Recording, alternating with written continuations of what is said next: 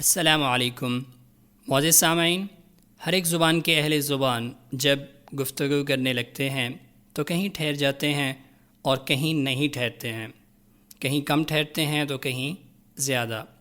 اس ٹھہرنے اور نہ ٹھہرنے یا کم اور زیادہ ٹھہرنے کو بات کے صحیح مطلب سمجھنے میں بہت دخل ہے۔ قرآن مجید کی عبارت بھی گفتگو کے انداز میں واقع ہوئی ہے، اس لیے اہل علم نے اس کے ٹھہرنے اور نہ ٹھہرنے یا کم اور زیادہ ٹھہرنے کی علامتیں مقرر کر دی ہیں، جن کو رموز اوقاف قرآن مجید کہتے ہیں۔ رموز جمع ہے رمز کی، اور رمز کا معنی ہے اشارہ، علامت، نشان یا مارک۔ تو مطلب ہوا کہ قرآن مجید کے رکنے کی علامات اور حرکات۔ لہذا ضروری ہے کہ قرآن مجید کی تلاوت کے دوران ان کو ملحوظ خاطر رکھا جائے۔ وہ علامات یہ ہیں: گول دائرہ، جہاں بات پوری ہو جاتی ہے وہاں چھوٹا سا دائرہ لگا ہوتا ہے۔ یہ حقیقت میں گول تا ہے جو بصورت تا لکھی جاتی ہے، اور یہ وقف تام یعنی مکمل رکنے کی علامت ہے، یعنی کہ اس پر ٹھہرنا چاہیے۔ اب گول تا نقطوں کے ساتھ لکھی تو نہیں جاتی ہے، صرف گول دائرہ ڈال دیا جاتا ہے، اور اس علامت کو آیت کہتے ہیں، اور اس کے اندر جو بھی اس آیت کا نمبر ہو درج کر دیا جاتا ہے۔ جیسے کہ مثال کے ساتھ دیکھیں کہ ان آیات کے اختتام پر گول دائرہ موجود ہوگا اور ساتھ ہی ساتھ ان کا نمبر بھی۔ فی جنت عالیہ لا تسمع فیہا لاغیہ فیہا عین جاریہ۔ یہ علامت جو بالکل دیکھنے میں گول دائرے کی سی معلوم ہوتی ہے، در حقیقت حذف کے لیے ہے۔ اس کا مقصد یہ ہے کہ جس کسی بھی حرف پر یہ علامت موجود ہو اس کو حذف یعنی کہ بالکل بھی نہیں پڑھنا ہوتا ہے، اور نہ ہی اس لفظ کے ماقبل اور بعد رکنا درست ہے۔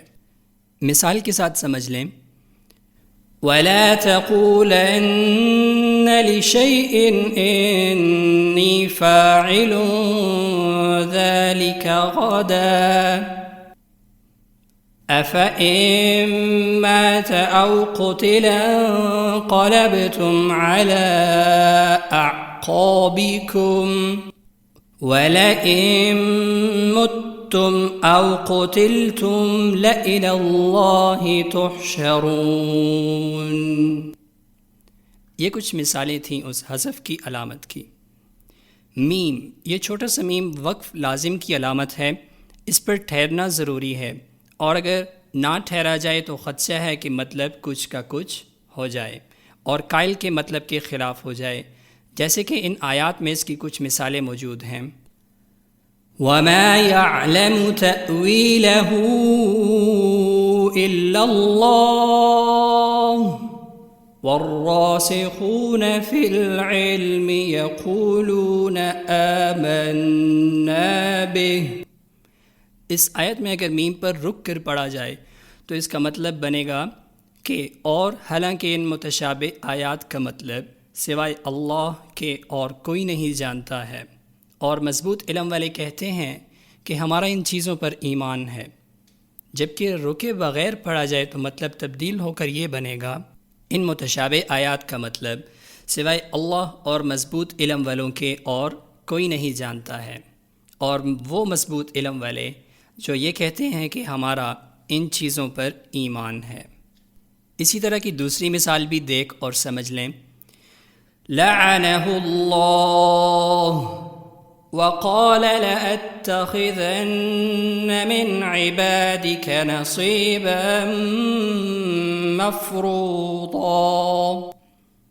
اس آیت کا ترجمہ اگر میم پر رکا جائے تو یہ ہوگا کہ اللہ کی پھٹکار اور لعنت ہے اس شیطان مردود پر جس نے اللہ تعالیٰ سے کہا کہ میں تیرے بندوں میں سے کچھ کو تو جہنم میں پہنچا کر ہی رہوں گا۔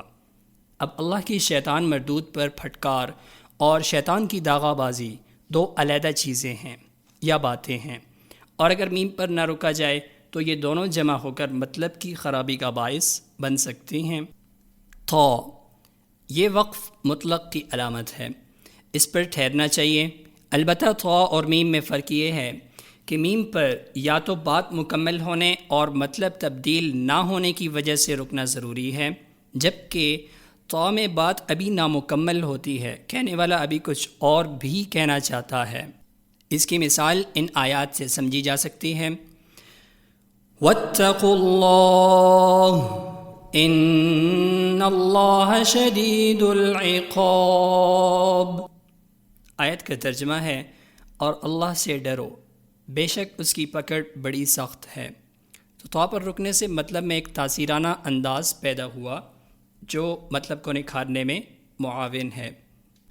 دوسری مثال، وَلَا تَقُولُوا ثَلَاثَةٌ انتہوا خیرا لکم، اور نہ کہو کہ معبود 3 ہیں، باز رہو، یہی تمہارے حق میں بہتر رہے گا۔ اس آیت میں بھی ڈرانے اور دھمکانے کا انداز ہے، جس میں عموماً وقف کر کے بات کی جاتی ہے۔ جیم، یہ وقف جائز کی علامت ہے، مطلب کہ یہاں ٹھہرنا بہتر ہے، اور اگر نہ ٹھہرا جائے تو مطلب خراب نہیں ہوگا۔ اس کی مثال سے وضاحت ہو جائے گی۔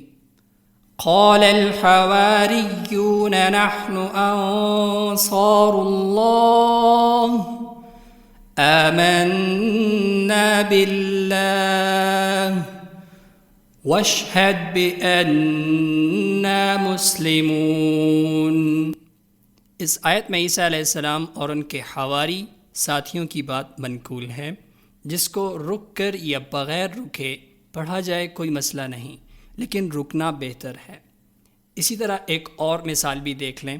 إِن يَدْعُونَ مِن دُونِهِ إِلَّا إِنَاثًا وَإِن يَدْعُونَ إِلَّا شَيْطَانًا مَرِيدًا۔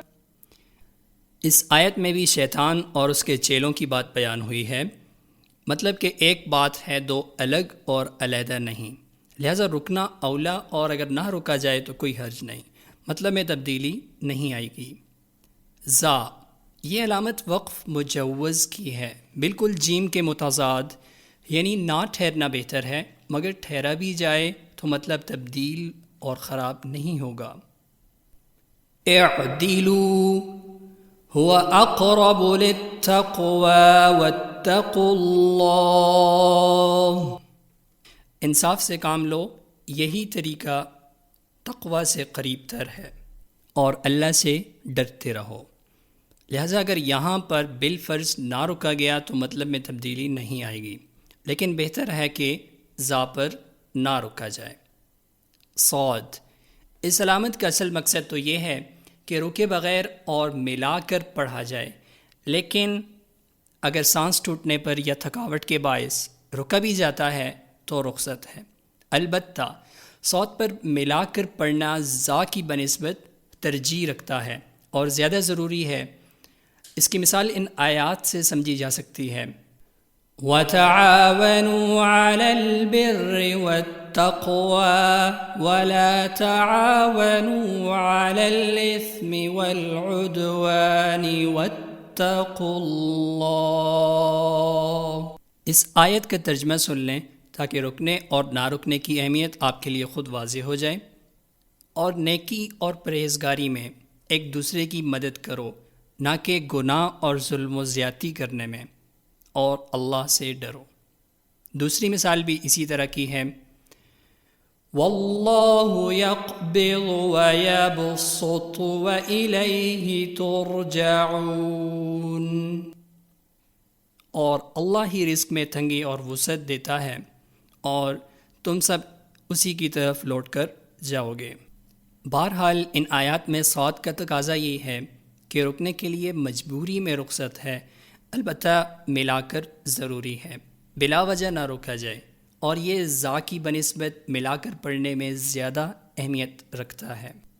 خوف، یہ علامت قیل علیہ الوقف کا خلاصہ ہے، مطلب کہ یہاں پر رکنے کے متعلق شکوک و شبہات ہیں، لہٰذا اولا اور بہتر یہی ہے کہ نہ روکا جائے اور جاری رکھا جائے۔ اس کی مثال یہ ہے۔ قال سبحانك ما يكون لي أن أقول ما ليس لي بحق. تو یہ تھیں رموز اوقاف کی کچھ حرکات. ان سے متعلق ایک اہم بات یہ جان لیں کہ ان پر رکنے اور نہ رکنے سے ہرگز یہ مراد نہیں ہے کہ سانس نہیں توڑنا ہے، بلکہ سانس توڑنا بھی ہے اور رک کر پھر آگے جاری کرنا ہے. البتہ جن حرکات پر رکنا تو ہے مگر سانس نہیں توڑنا ہے، ان کی وضاحت اگلی ویڈیو میں آ جائے گی انشاءاللہ، اور اس کا لنک آپ کو ڈسکرپشن میں بھی مل جائے گا.